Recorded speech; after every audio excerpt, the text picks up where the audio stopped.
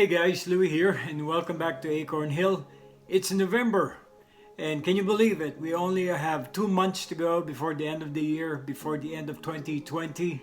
What a year it has been. If there's one thing that's been constant for many of us, it's the comfort and the security that we find in our homes.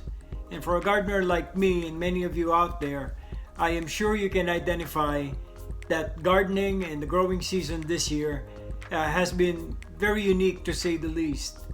Well, today, with social distancing and following the rules that our county have mandated, we were able to go to our local farmers market in Raleigh.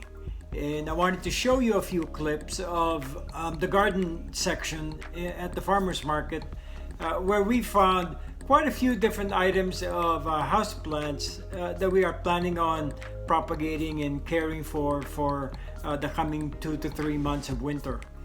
Today, let me show you what the Raleigh Farmers Market looks like in November.